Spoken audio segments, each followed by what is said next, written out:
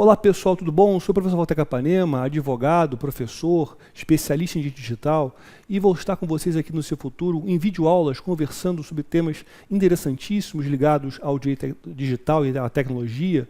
Eu quero conversar com vocês agora sobre um tema muito interessante que são as provas digitais. As provas digitais são interessantíssimas, né? É um tema assim, incrível, né? Porque hoje em dia nós temos na internet uma quantidade gigantesca de provas que podem ser obtidas, provas por meio de provedores de internet, provas por meio de arquivos, provas por meio de sistemas, então é um monte de coisa que pode ter prova. E eu acho uma coisa importante comentar o seguinte aspecto, eu queria trazer com vocês algumas ideias que eu acho interessantes. E essas ideias também vão ser exploradas no nosso curso Prático de Direito Digital aqui pelo Seu Futuro.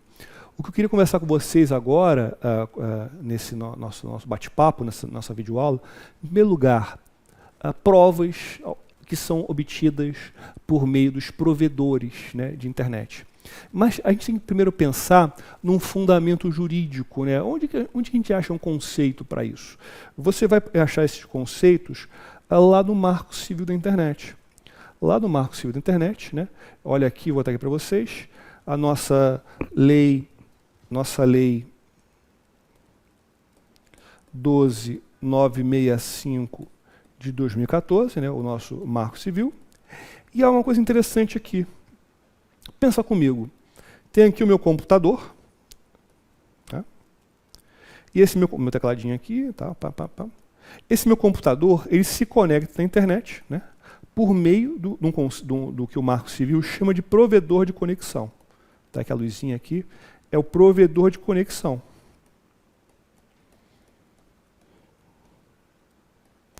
Esse provedor de conexão, ele vai atribuir ao meu computador um número IP.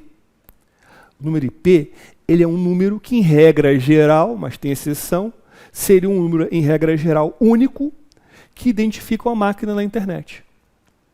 E esse número IP é o que além de identificar, é o que me localiza fisicamente, né, no espaço, na internet. É o que faz os arquivos saírem e chegarem até mim, até meu computador.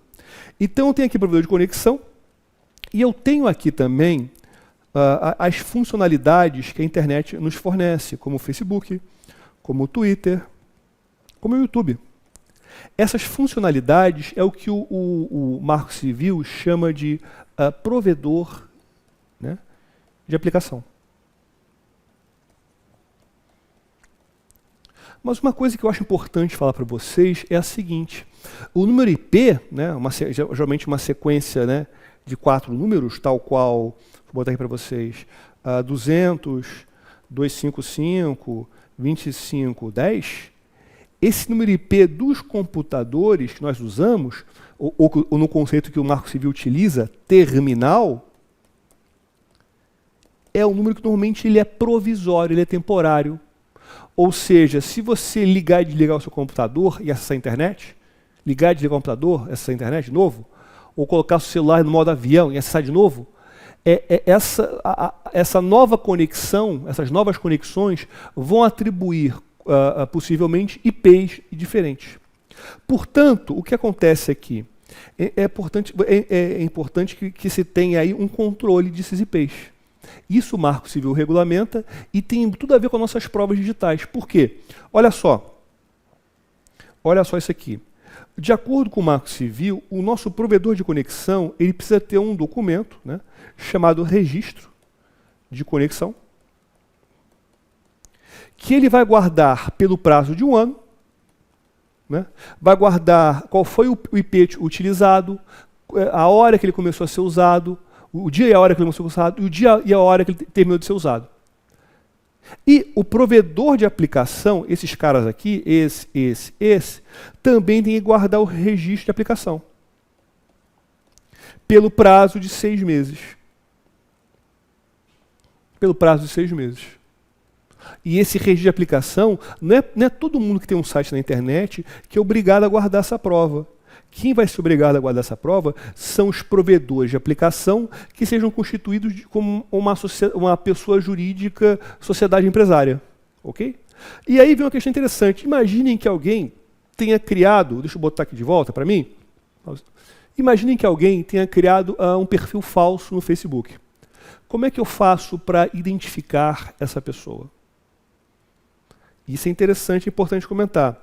Então, para você falar sobre isso, eu vou fazer um outro esqueminha para vocês aqui, que é o seguinte, e aí vocês vão conseguir entender na prática, até porque o nosso curso de Direito Digital é um curso prático, e eu espero vê-los lá. Olha só isso aqui, vou fazer um exemplo aqui. Eu tenho aqui um Facebook. Criaram um perfil falso para mim. O que eu faço aqui? Eu, com base no artigo 22, parágrafo único do Marco Civil, ou seja, por meio de uma ordem judicial ao Facebook, né, eu requeiro que o juiz intime o Facebook para justamente entregar os dados daquele perfil, incluindo os números IPs, número de telefone, e-mail. Então, com base nisso, eu vou ter, por exemplo, acesso de IP. Eu sei que ele usou o IP 200.255.29.29 no dia 10/5/2019. Então, o que acontece? Eu tenho IP e tenho a data. Como é que eu vou localizar essa pessoa? Uma das formas de você localizar é o seguinte: você pega esse IP aqui, joga no site maxmind.com, ele vai te dar o IP. Ele vai te dar, desculpa, o provedor de conexão. O que você faz? Uma outra ordem judicial ao provedor de aplicação, de conexão, né, aqui o provedor, vou botar aqui um Wi-Fizinho, para que esse provedor de conexão diga: olha, provedor, qual foi o usuário que está cadastrado, qual dos seus usuários usou esse IP nesse dia e nessa hora? Vou botar, faltou dizer a hora. Vou botar aqui 20 horas e 20 minutos. Qual foi? Aí ele vai dar o dado cadastral. Olha, foi esse cara aqui, ó. Foi esse sujeito aqui. E aí, a ação de responsabilidade civil, a ação penal, né, porque de repente foi um crime de falsa identidade, 304 Código Penal, vai ser dirigida contra esse camarada aqui.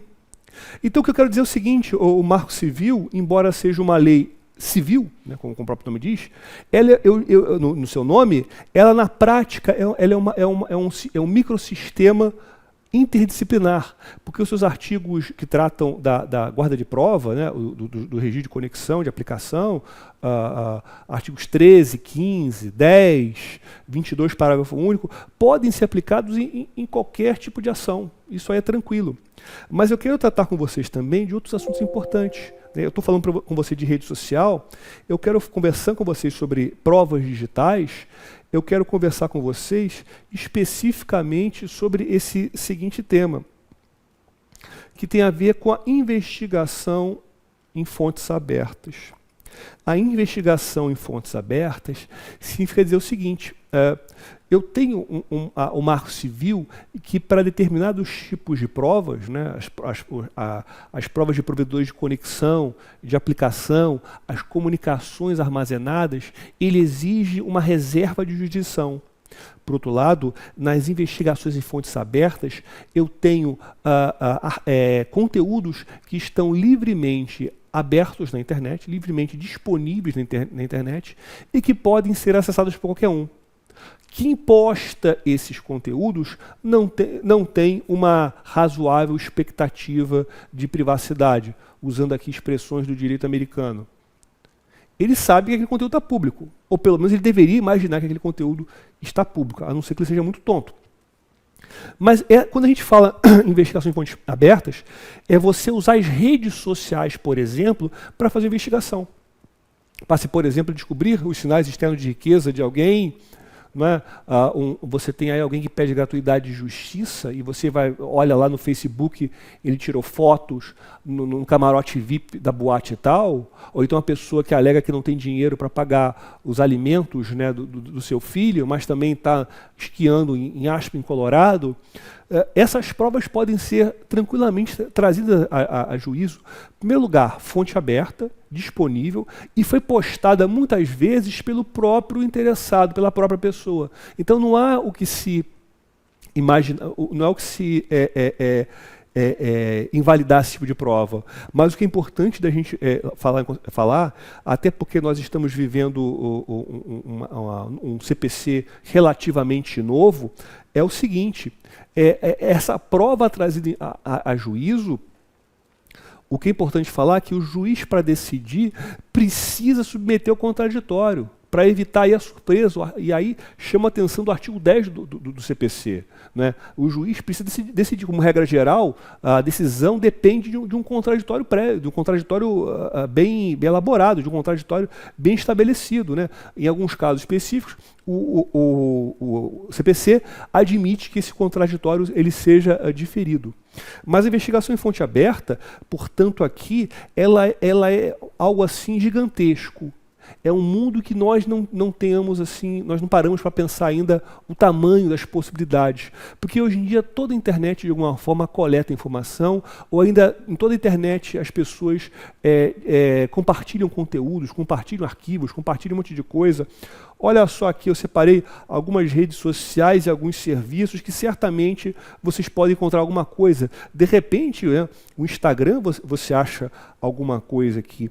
E eu acho muito interessante você ter essa possibilidade de fazer procuras, a possibilidade de você usar a internet para realizar procuras. Né? Eu vou mostrar aqui para vocês um exemplo de quanto isso é interessante, para que vocês vejam o quanto a internet ela é maravilhosa, o quanto ela é fantástica. Eu vou fazer aqui um exemplo para vocês, justamente mostrando o uso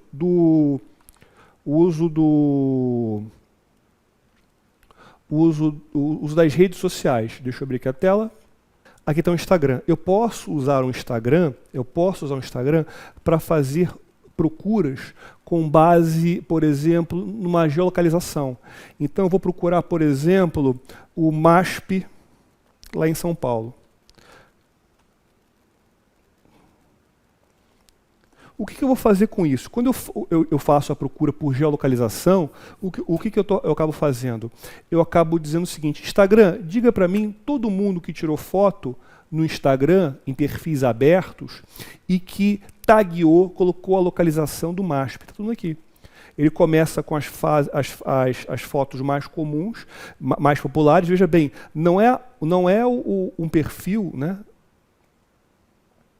Deixa eu botar aqui, não é o perfil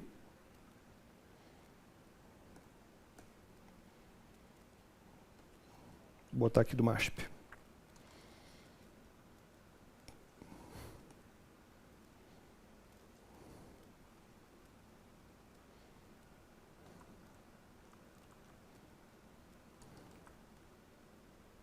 Está aqui. E vou procurar pela localização, não vai ser pelo perfil, vai ser justamente pelas, em primeiro lugar, as principais publicações, aquelas que são mais indicadas, e depois eu vou vendo as pessoas que taguearam. Por exemplo, essa aqui tirou a foto lá daquela famosa foto da Tarsila. Então, é desse perfil dessa pessoa aqui, da Joyce. Se eu clicar aqui, ó, vai aparecer o perfil da moça. Está aqui o perfil da Joyce. Ela gosta muito quanta coisa eu descubro da pessoa. Opa, até coisa aqui demais. Então, o que acontece aqui? Nós temos aqui um perfil interessante, né? Isso mostra para a gente o quanto as redes sociais são ricas em termos de prova, né? Para você descobrir fotos, para você descobrir localização, pelo uso do Google, pelo uso do Facebook, comandos avançados que você pode utilizar. Então é muito importante que você tenha preocupação. Eu espero que vocês tenham gostado desse vídeo, aguardo vocês no próximo.